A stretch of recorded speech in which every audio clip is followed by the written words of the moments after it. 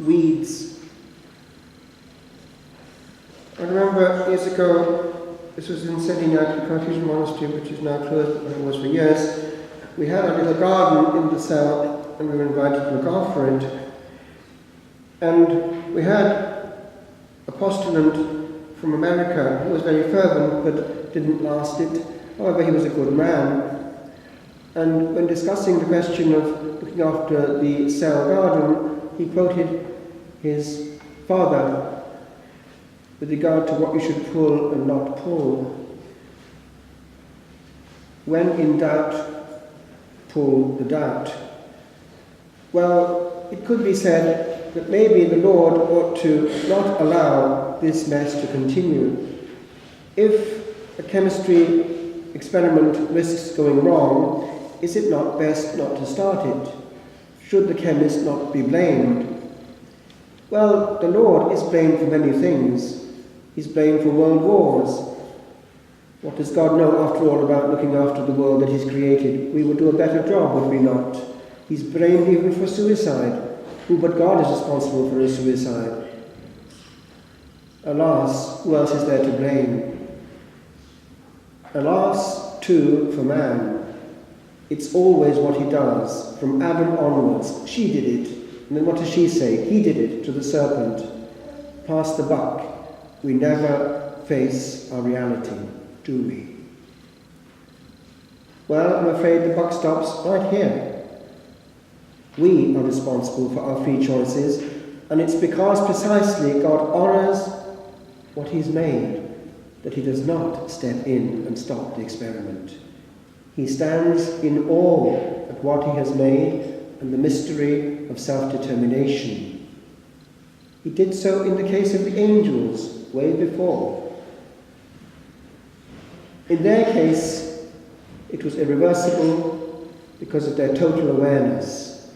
In our case, there is mercy until the last second of time. You can always come back. Broadly speaking, if one looks over the planet, one can see two broad, divisions, tendencies at least. Souls who are at peace and the unpeaceful. Unpeace is mentioned indirectly in the first reading. Why? St. Paul wants his followers to be peaceful creatures. He uses actually an expression which I went into some care to analyze this morning before coming. What does it mean? In the Latin which we sang, it has, "Let the peace of Christ exult in your hearts." In the translation which we used, it says, "dominate in your hearts." Well, what is the actual Greek used? It's this. It's the verb for an arbiter, somebody who is a judge, as perhaps in a court or even at a cricket match, the one whose last word holds. And it must therefore be the moderator, the one who has ultimate control and influence over. Now that is actually quite powerful, because it's more or less saying this: if peace is the ultimate moderator, then we will avoid things which are important, no doubt, but not as important as to overthrow peace. Even though I may have mentioned this before to you, it's kind of important, I'm going to repeat it. Very few things are worth putting so much center stage as to throw out of the window peace. From the family, from the workplace, from the monastery, from the parish, from the prayer group, and from our own heart. Peace, if it's lost, goes with it and takes most important things with it. It leaves what? A total bitterness of soul. And that's where we get the other side of humanity. bitter souls. They are always finding fault outside themselves. They're never the cause of the unpeace. And so they become grumpy. They, wherever they go, find fault and criticize, either in the presence of or in the absence of someone else.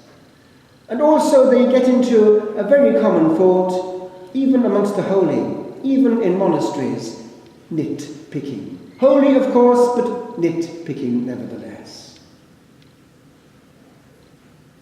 I want to propose to you this morning another way. Be aware that Satan is an unpeaceful kind of customer anyway, and those who are close to him are likely to resemble him. Where he goes, certain patterns follow. Gabriel Amorth, before dying, left certain gems and indicated precisely the patterns of infestation of demonic influence. We have people who have opened themselves to the wrong side and therefore are infested and contaminated. But we have also places, I know places, that are very much infested and indeed haunted. We actually have one in our very village. I know exactly where it is. I've been in there, and it's not nice. Usually, we know sort of why, because it can be traced to an origin, and I know in that particular case, it can be traced to a very precise origin in time and geography. It's the owner of the house who was suddenly killed in a road accident, and we know where. And ever since, the house has been totally at unpeace. Things go wrong all the time, and objects are even damaged. So, souls go with them with their unpeace. And do you think that the easy option of suicide takes away all the pain just like that? Is it not more likely that for the first time ever the soul sees what it's done and what it's doing, and for the first time ever has to take on responsibility?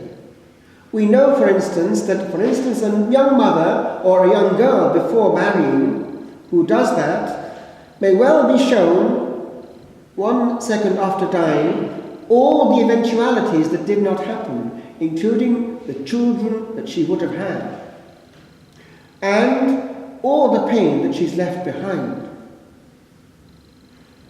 It's a cowardly option. It can be even an easy option. And it's not good that these young suicides should be, as it were, beatified at their death. It only encourages the role model to be followed.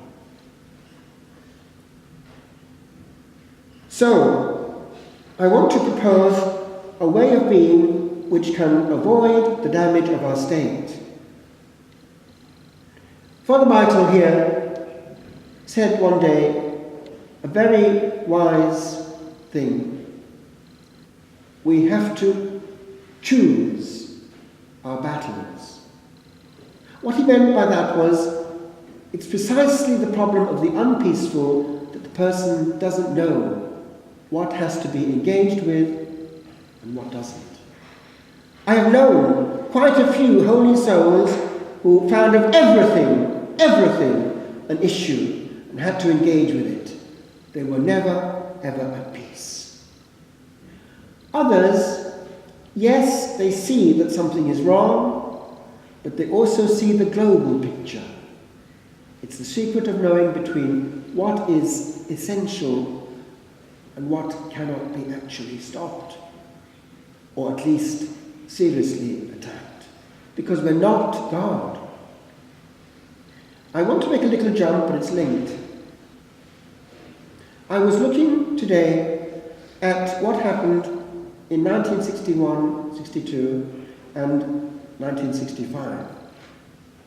It's the very contested series of events at Garabandal. At the time, it was not understood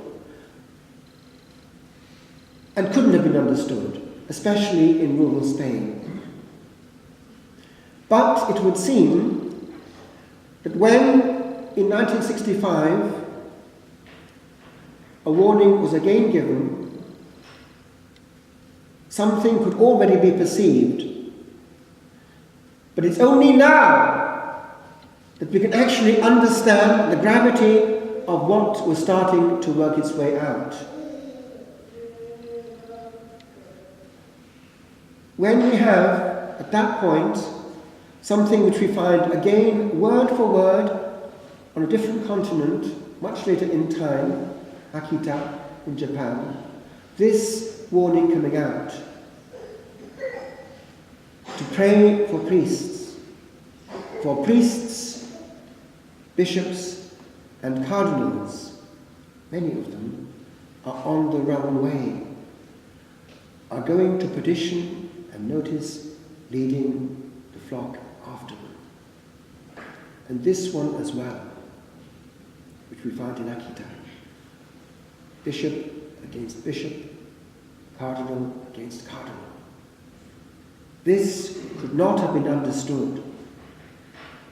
And it would seem also that when Benedict XVI said to the ambassador of, I believe it was the Philippines, that the message of Fatima could be heard at Akita, he was discreetly, as it were, hinting that actually the third secret of Fatima is for our time and does concern the faith. How much does poor Pope Benedict hurt right now in his Vatican cell? He gave these last years of his life as a victim to pray for the church. But how could he have known what was ahead? He's discreet, even when misquoted. He says nothing, but he suffers. And we must suffer with him. It's not in much noise that we solve the problems of the cosmos, but in much offered pain. The Lord saves the world by victim souls. They don't make much noise, but peace comes at a cost, and it has to be faced. It wasn't easy on the cross. Jesus is suffering right now with his church and asks us to keep him company.